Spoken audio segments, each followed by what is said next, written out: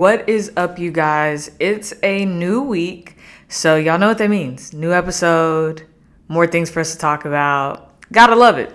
I just want to say that this episode will strictly be me giving you my case as to why I believe Michael Penix Jr. is the front runner for the Heisman Trophy award, and why, if you told me to cast my vote today, who would I be voting my first place votes for? It would be Michael Penix Jr., quarterback for Washington. What I saw today from that team himself against Oregon to get that win was enough for me to believe that it's his Heisman to lose at this point, especially after seeing how USC lost so badly to Notre Dame and Caleb Williams having 3 interceptions and just getting sacked a ton of times. Again, it's Michael Penix Jr.'s Heisman to lose, if you ask me. So this episode is me giving you my case, stating my case to you as to why, if you had a vote, he should get your first place vote. So let's get into the episode. Didn't watch the game. It honestly, I expected it to be a heavyweight match from the beginning. Washington ranked number 7, Oregon ranked number 8. They're both undefeated. They both were coming into the game 5-0. I have my laptop in front of me to give you some stats. The score 36-33, no OT. This is all in regulation. In the first quarter, Washington had scored 14 points. Oregon had scored 8. There was a decision in the second quarter leading into the half where Oregon outscored Washington in the second quarter 10-8, where Dan Lanning, I always say that he just continues to have an SEC mentality in terms of just he wants to play aggressive. He says it all the time. The philosophy is to win games. And in the second quarter, they're finna go into the half. Oregon's going to get the ball after that in third quarter. And there's a 4th down decision. I thought they would just kick the field goal, end up making it a 1-point game. They're behind Washington at this point, right? He says, you know what? No, we're going to go for it. Ends up turnover on downs. At this point, they're going into halftime, but he missed out on points. They asked him, you sure about that decision? And he was like, hey, I have consistently been aggressive. I'm going to continue to do that. He ends up doing 3 more 4th down plays where I think only one of those 4th down plays got converted. The rest ended up being turnover on downs, where I was confused at the end of the game when, they had some time left. It's 3rd down. He ends up going ahead to kick the field goal to tie this game up and have to go to overtime. I thought he was going to stay aggressive. I think there is something to be said about the football world when you play aggressive the entire game, and then when it really matters and you have to make the decision to stay aggressive and you end up being conservative, it bites you in the butt every time. I didn't expect him to go kick the field goal because what ends up happening? The kicker misses it, 43-yarder. Washington wins. Crazy, right? But what I saw from this Washington team, I already knew they had a really good offense. Oregon does too with Bo Nix. Bo Nix, 33 for 44, 337 yards, 2 touchdowns.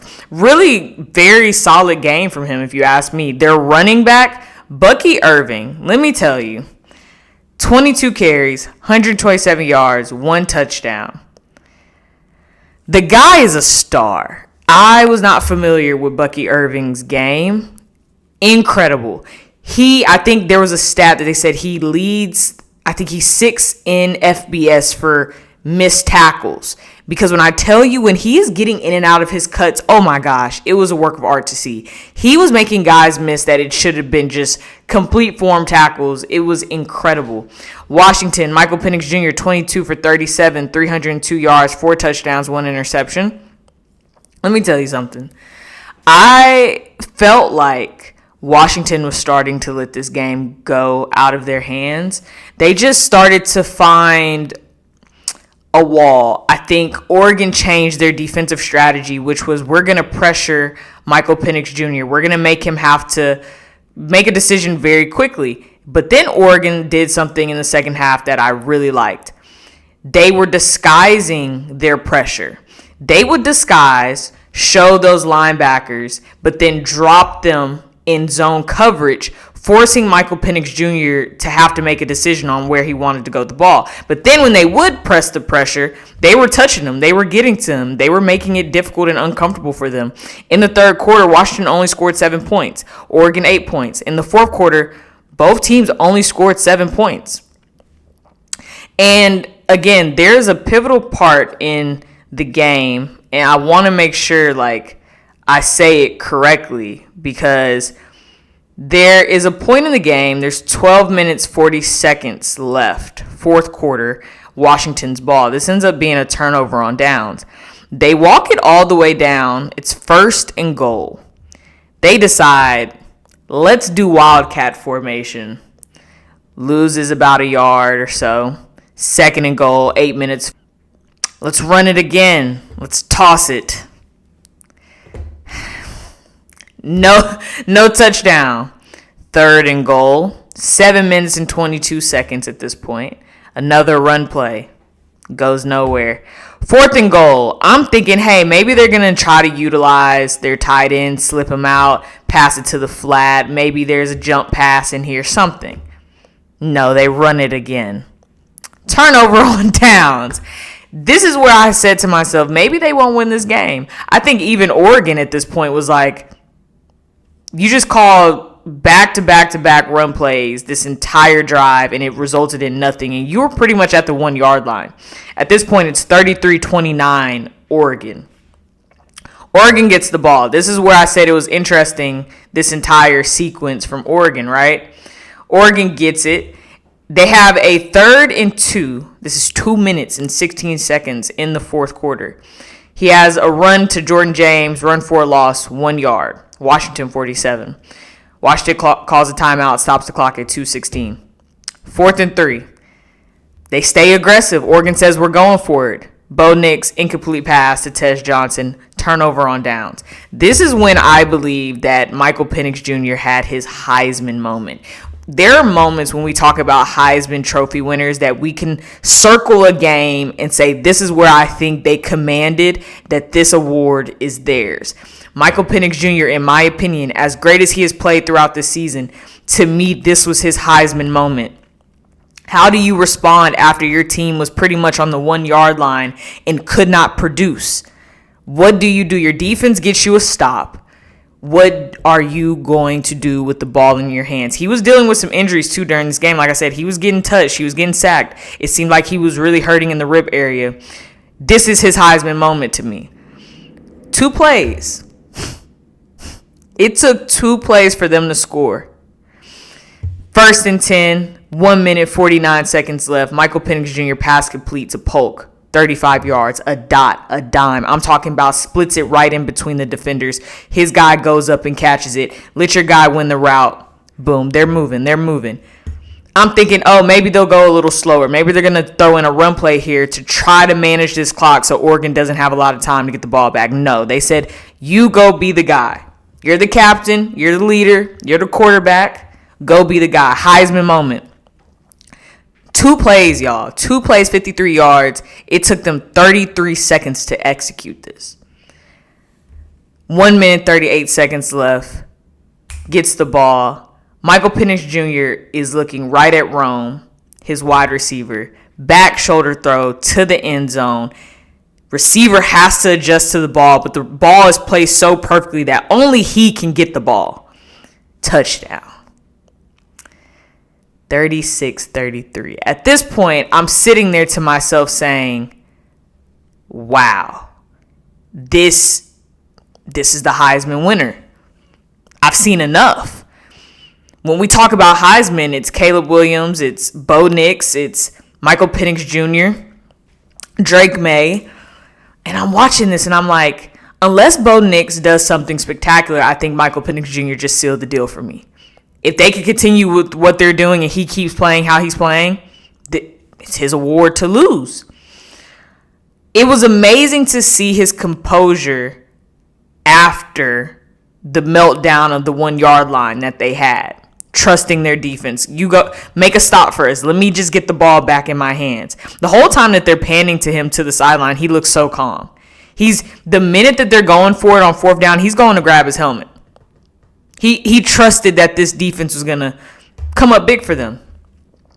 Oregon gets the ball, 10 plays, 50 yards, a minute 38, because that's all that is left for the fourth quarter. You play for the field goal, right? You need 3 points to tie this game and go into overtime. Washington's defense had struggled with the underneath throws, the shallow crosses, the flats. And at this point, I think Washington understands that they're most likely playing for the field goal. So, of course, they're dropping a lot in coverage, make sure no big plays can happen in touchdowns. But this is where I was confused about Oregon. This entire time, you've been going for it. You show that you are aggressive. And the time that I'm thinking they're going to try to be aggressive, they don't. And this is when I say that when it comes to football or sports in general, the minute you decide that you're going to stop being aggressive, it's like being conservative just does you the worst good. Like, it does you nothing. This entire time they're going, again, 2nd and 10, Bo Nix, incomplete pass, 4 seconds left. Then they kick the field goal. Miss it. I thought at some point when they were pretty much on Washington's 25-yard line with 9 seconds that they were going to end up trying to go for a big home run play and go for the win, go for the score, because that's what Dan Lanning says. We're playing to win. Goes to kick the field goal. Camden Lewis, senior 43-yarder, missed wide right. Washington wins. Incredible. There are games that you watch and you just say to yourself, this kind of defines players. I think the conversation was, where does Michael Penix Jr. line up between Caleb Williams and, Bo Nix and Drake May, and where does he solidify himself? After what I saw today, making sure that Washington continues to be undefeated, to me, he's the first runner-up. After seeing how Caleb Williams played against Notre Dame, it's fair to say he's dropped to number 2. I think that's fair. It might even be a conversation that people have him third in the Heisman race, because he is still spectacular. I mean, he is a Heisman winner already. There's only been one Heisman winner ever to go back-to-back. That is a hard feat to do. Most cannot. Michael Penix Jr. sealed it for me. It's really that simple. He sealed it for me. You watch that game, you see how he played like that in that fourth quarter. Heisman moment. So if anyone has a vote, if you didn't watch the game, I suggest that you watch it. If you weren't familiar with Michael Penix Jr., please get well acquainted with that young man. He has fought hard to get to this moment. Being at Indiana, going through injuries after injuries after injuries, finding himself at Washington, wanting him to be the leader, wanting him to win games for them. And now Washington is in the conversation as one of the best teams in college football this season, and with a real chance to find themselves in the college football playoff. That says a lot. So I'm telling you, if I had to cast a vote, Michael Penix Jr. is number 1 on the Heisman list for me currently today after what I've saw from him, Bo Nix, and Caleb Williams. All right, you guys, I told you this episode was strictly us talking about why I think Michael Penix Jr.